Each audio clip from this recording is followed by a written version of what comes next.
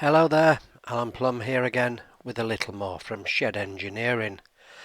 Just looking at a few cab rides because I'm thinking about ballasting, so I'm looking at ballast at the side of tracks. But first I'd just like to show this little tripod. I was quite interested to see Dave's little tripod that he got for a few pound a few weeks ago. This one came from Lewis's. I've had it 18 months or so. But very handy. All the legs are completely bendable, as you can see, and so it's quite easy to set up with the legs in any direction. So here, two legs on the flat, one on the hillside. So here, if you imagine the drill being the top bar of a gate or a fence, or perhaps a small branch on a tree or something like that, then the bendy legs of the tripod will just simply wrap around, and before you know it you've got quite a secure mounting for your camera. You could even poke the legs through a chain link fencing or something like that and still get a camera mounting. If you want the camera down low, just spread the legs out, and again you've got something that's firm and secure, a lot lower than most tripods.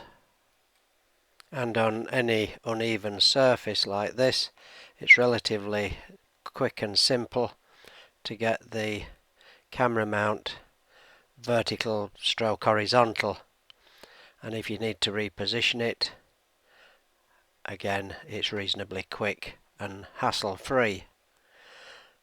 There again, if you want it low down, quick and easy to reposition. And here again, positioning over the tracks on an uneven surface, and very quickly you can get a stable camera position. So I thought you might be interested in seeing that. I think it was James Simpson who said he'd got a nasty gap in his track. Well, I had a similar problem, and rather than rip it all up, I just clamped a sliver of lollipop stick soaked in water on the inside edge and then ran some solder in. Then pushed another lollipop stick into the molten blob to flatten it out. The inside edge where the wheel flanges are should be nice and smooth. File it down, Bob's your uncle. I think James thought my suggestion was a bit of a botch job. Well, I like different opinions. I don't know whether it's a botch job or not. What do you think?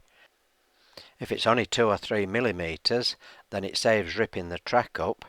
It holds together nicely, and you've also got a good electrical connection. For anybody new just dropping into the channel, this is an N gauge layout, and I'm trying to develop a road system. And the copper tube you can see there laid down the centre of the road is the transit tube, which will have a chain through it to pull the vehicles around the roads and fields. For the road surface I'd used 220 grit sandpaper, and then obviously dug a channel out to lay the transit tube, and so here I'm just laying a new piece of sandpaper in for the new road surface. And what I'm trying to avoid is getting glue into the slot of the transit tube, obviously. And this is the next section higher up on the other side of the railway bridge.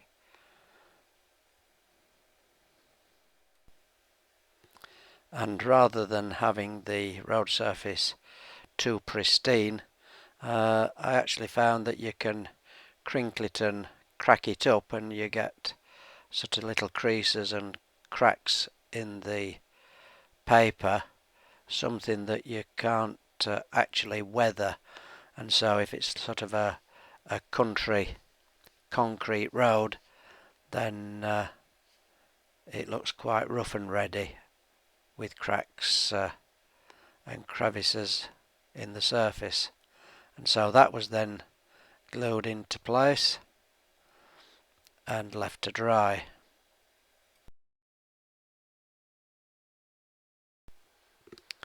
Then we needed to reinstate the slot for the transit pin to come through and carry the vehicles around, and so that's simply done with a scalpel and then cleaned up using sandpaper or emery cloth.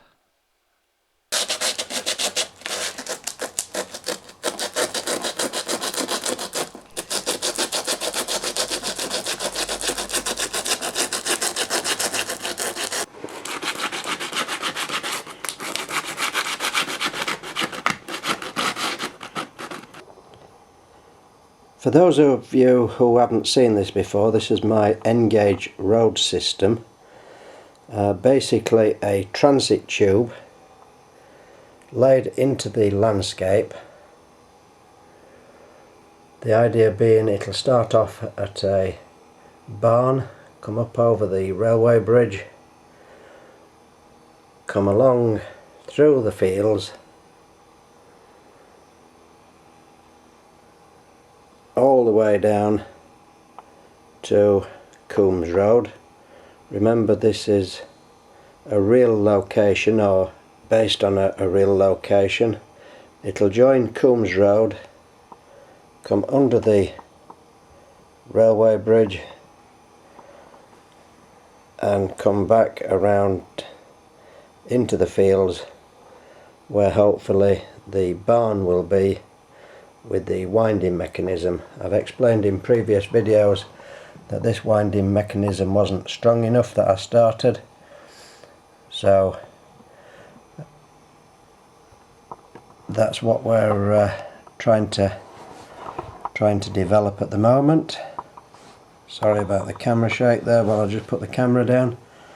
So now what my intention is, I have just been cleaning out the transit tube, and you can see some of the crud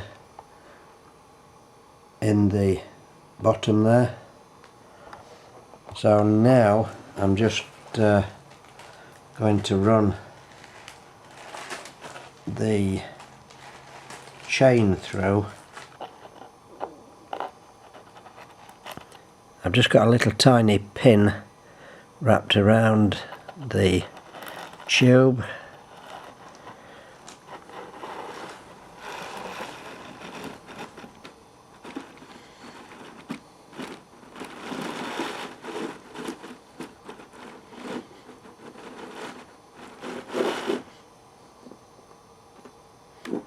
Well, it was free up to this point here, but there's something obviously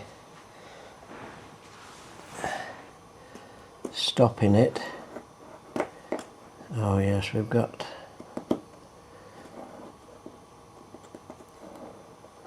something I've missed.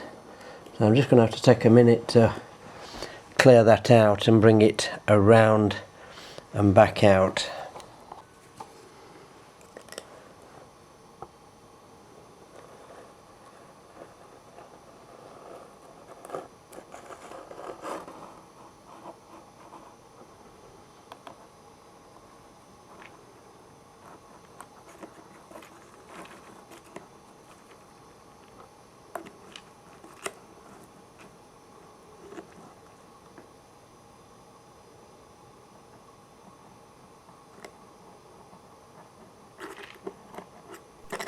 Using the Dremel cutter to cut the slot in the transit tube creates quite a nasty burr on the inside edge, which takes quite some cleaning out. You get some quite large splinters of copper, and then obviously that also cuts the sandpaper, so you get bits of sandpaper breaking off. And then obviously you've got the filler as well that's gathered in there, so it has taken quite a bit of cleaning out. But now that the transit tube is cleaned out, as you can see, I'm able to thread through the ball chain in the hope that I can give you a bit more of a demonstration of what I'm hoping for with the road system.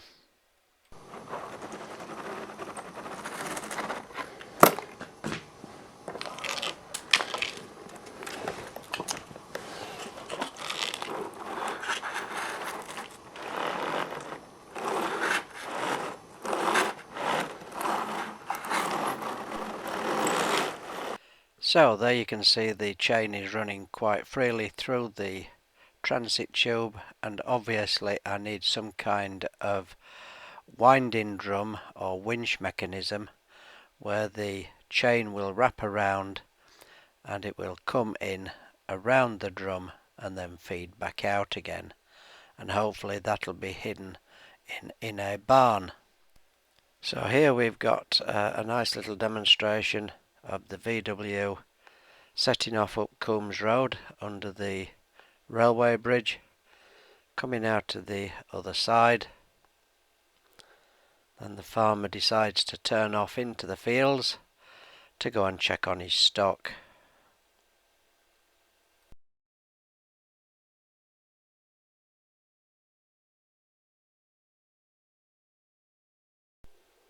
And hopefully you'll agree that's looking a lot smoother and a lot more realistic.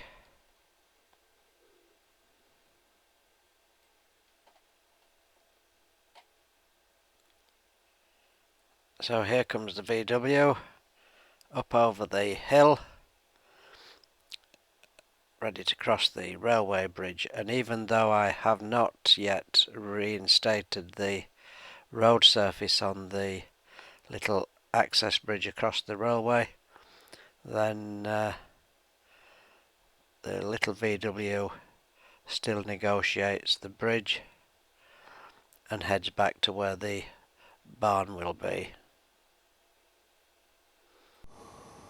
Right then, I have finally got around to thinking about ballasting the track, and obviously I've watched many of your videos, taking on board all the tips and ideas, but I still have some reservations which I'll come to in a moment. Okay, first, if you're trying to do a realistic representation of ballast, then surely you have to think about the size. Now I reckon on an old-fashioned railway sleeper you would get about 6 or 7 lumps of ballast laid across the sleeper. Well, we're off to a bad start straight away, because I don't think you could get 6 or 7 grains of ballast laid across an N gauge sleeper. So to me, even this very fine ballast is almost too big. Now yes, there are loads of videos on ballasting, and in actual fact the finished result is really down to your own personal preference and what suits you, so remember that. But I think because there are so many videos and there is so much made of it, then the whole issue becomes almost daunting and perhaps even quite intimidating. Okay, no one person says this is the way to do it and this is the way it should look. As I have said, it's down to your own personal preferences. But it's almost as if the subject of ballasting has developed its own aura and mystery. And it's that aura that makes it so intimidating. Well, I'm saying, don't be intimidated. Just experiment, do a few practice pieces. I'm a complete novice. I haven't done this before, and in actual fact I'm doing it my way to suit me. Now I think to a certain extent I had become intimidated by the whole issue, and that's probably why I've been putting it off until now. I think I had become convinced that every inch needed to be perfectly uniform in texture and colour with nice neat edges, etc. But when I took a few cab rides I soon realised that that's not the case at all. You really don't have to worry about the colour or uniformity or nicely defined edges.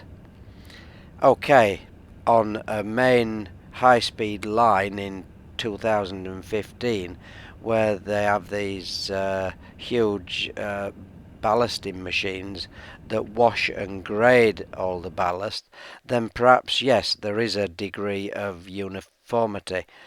But if you're stepping back in time 50 odd years to the time of the pick and shovel, then I think anything goes, because as you have just seen from these shots and clips, a lot of the ballasting is quite irregular along the edges, in grade and in colour. So my way of looking at it is that even if it turns out looking scabby and sort of unmaintained, then I reckon you can still consider that it's realistic. So honestly, you don't have to worry about it. I think anything goes. So let's get ballasting, and I will try and outline my concerns and try and give you my reasonings behind how I'm actually doing this. So here we have a small section that has been done without using the normally shown and generally accepted way of ballasting, and that's by laying down the ballast, then wetting it with soapy water, and then using either a syringe or dropper to cover everything with diluted PVA. Let me just run the clips, because with all my rambling on I'm fast running out of time. Right, here I'm using a syringe that comes with the ink refill kits that you get for refilling your printer ink cartridges with the fine metal tube, and I'm diluting the PVA about 70% PVA, 30% water. You don't want it too thin, along with a good few drops of washing up liquid, and then make sure that's thoroughly mixed. Now, where was I? Right, any ballasting is pretty tedious. N gauge possibly even more so. So the last thing you want is to make the job even more tedious by having to try and arrange the ballast nice and neatly. And to be honest, it has to be almost particle perfect, because if you're going to flood and cover the whole track bed with PVA, then you don't want any ballast on any of the sleepers. That's just making it even more tedious if you have to go back afterwards over every sleeper, scraping off bits of ballast. So once the ballast is nice and perfectly arranged, the normal suggestion is to thoroughly wet it down using a spray bottle. Now, even on double O, the ballast intends to get disturbed, so think what it'll be like on N gauge. As the water settles onto the ballast, the tendency is for it to float. Okay, yes, you can use a good quality spray or atomizer, and you can use it horizontally way up in the air above the track to reduce any disturbance to the ballast. But one, you only need a few large drops and all your efforts are wasted. And two, you're wetting the whole layout. What if you've got cardboard kits or cardboard platforms? What if you've got back scenes, etc.? So I think there can be quite a bit of inadvertent damage caused by spraying water across the ballast to wet it down. So here you can see that the syringe is very controllable, and I'm applying the glue 85% of the time or thereabouts, exactly where I want it. Now on the far rail on the inside there, unfortunately I've got a little blob there, so obviously ballast is going to stick to that.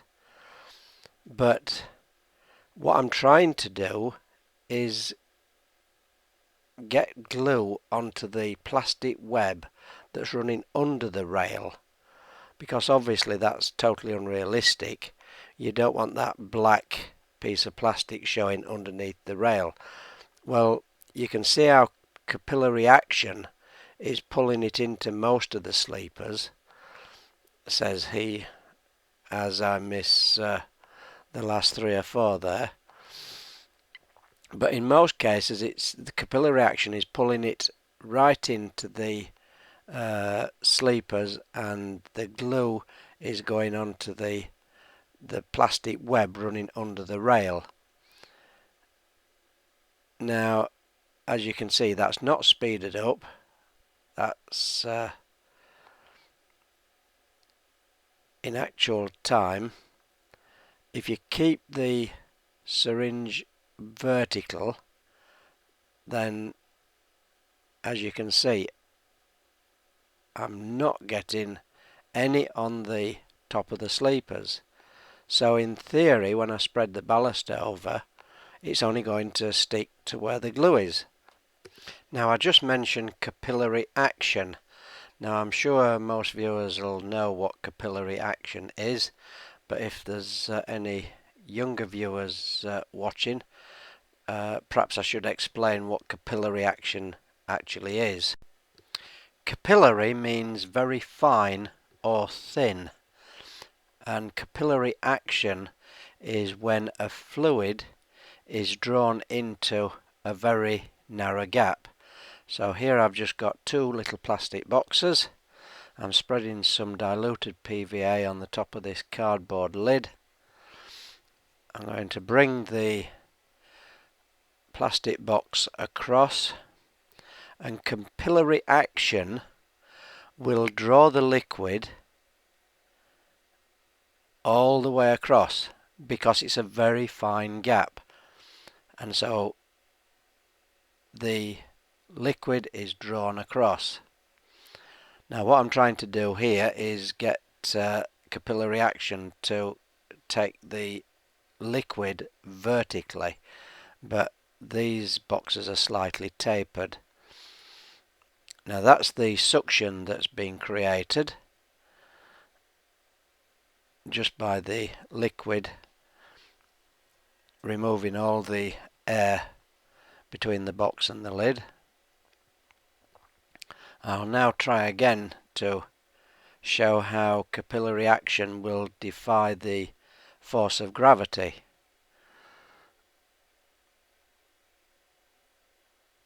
I just need to get both the boxes a lot closer together. I didn't realise they were actually both slightly tapered. So they've come apart again. So I'm just going to nip them together, and as soon as that close contact is made and the two surfaces are very close together, then look what happens. The liquid is drawn up probably, 3/4 of an inch, possibly an inch, defying gravity. And soldering works best when you've got two surfaces very close together and the solder is a liquid and the solder is drawn into that gap. And here I'm just adding a little bit more PVA, and you can see how it's drawn along wherever there's a small gap, and it's been pulled all the way around right to this front edge and along the far edge. And you can see how far up it's climbed all the way up the edge of that box right to the top. So capillary action is my other main concern. You think about a piece of track with a couple of rail joiners, and what have you got? You've got two surfaces very close together. Now once you start spraying it with water and flooding the entire track bed, and then flooding it again with PVA glue, I think that water, moisture and even glue must be able to be drawn in to any of the rail joiners, and obviously the rail joiners you're hoping to keep a permanently good electrical contact. Now I don't know whether my concerns are well founded or not, but I see no reason why moisture can't be pulled into any of the rail joiners. I'm not saying it has an immediate effect, but I'm sure it's going to hasten any rusting or tarnishing of the rail or track, and obviously the electrical connection would then deteriorate. What I've done using this method is that where I had a rail joiner earlier on, I applied very little glue and just used a very fine paintbrush to push it in, keeping it very low down to try and avoid any capillary action into the rail joiner. So at least with this method you have got some control over it. So as you can see now, I'm just sprinkling very gently the ballast over the glue and gradually building that up. And you don't want to be tempted to touch it. I've found that if you touch it or try pressing the ballast down or patting it, then what you intend to do is squelch the glue upwards. I find you've just got to be very patient. I think you could put as much on as you like, especially if you was recovering it as you vacuumed it off. So I'm just sprinkling it over so there's a reasonably thick layer, and basically just letting it sink down and slowly drop into the glue. I can't really describe it any better than that. I think possibly capillary action is at work and pulling it down, but what I'm hoping for is that where there's the glue on the sides of the sleepers and on that plastic web under the rail, then obviously that's where the ballast should stick. If I haven't got any glue on the tops of the sleepers, then they should be as clean as a whistle. And again, you've got no cleaning of the rail, you've got no PVA glue down the inside of the rail, you've got no ballast sticking to the inside of the rail. So that's basically the way I'm doing it. I was sure I had a clip of me hoovering the ballast off, but sorry, can't find it. So let me try and give you an unbiased appraisal on the results. Or better still, how about you giving me your opinions and your appraisal? And don't feel as if you have to be polite. I won't climb out of my pram. Now I think it might have to be a brave kind of man to show such a close-up of his ballast. Now this might not do me any favours in actual fact. If you took a picture of Sam Fox or Jordan and enlarged it to this kind of size, you would soon find some faults. Mind, that's not a very good analogy, is it? They're already enlarged. But what I'm trying to say is that you would never see this amount of detail, not unless your mum was a falcon and your dad was an eagle. Now obviously the holes are showing up quite badly, but I think some of that is down to trying to rush the application of glue while doing it on camera, because actually that looks almost respectable. Now since doing this, I did give a small section a touch-up or a second coat, so it's not a problem just to add a touch of glue. You've seen how controllable the syringe is to the holes and low points, and sprinkling a little bit of ballast like you've seen me do. Now I think that's where I got that blob of glue on the inside of the rail. Other than that one spot that needs a bit of a scrape, there is nothing stuck to the top of the sleepers, nor the inside or the outside of the rails. And there are again just two bits on the inside of the rail, and perhaps 4 or 5 low spots. But look, there's next to nothing of the black plastic web showing under the rail. That bit doesn't look quite as good. Down the centre of the sleepers there, that obviously needs a second coat. Perhaps I was being a little bit timid with the glue. Another few low spots on that one, especially at the far side, although I think we're getting a good amount of ballast around the outside of the sleepers, and I'm really quite chuffed the way it's covering that black webbing between the sleepers. Again, a few low points down the middle of the sleepers that need a second application, but I think in general down the outside of the sleepers it looks quite reasonable. That's a bit blurred unfortunately, but again you can see that 85% of the webbing between the sleepers has been covered, and with the minimum fuss and palaver of trying to position it all. And that looks reasonably presentable. Perhaps I can come out a little bit further towards the embankment. There's a couple of a few low spots on the far side there, but it's so easy just to add in little bits and pieces and touch it up that I don't think that's a real problem. So we better leave it there. Try not to let ballasting become intimidating. I hope I haven't bored the pants off you. At least it wasn't the same old spray bottle and eyedropper approach. As I've said, feel free to comment or ask questions. Only from different opinions and exchanging methods and experiences will we ever learn something and move forward. Oh yes, and I got 2 motors for my road system, so I will be experimenting with them. Thanks to all the new subscribers, that's very much appreciated. Remember to click the little cogwheel next to the subscribe banner if you want updates. I hope you found something of interest, and as always, many thanks for watching.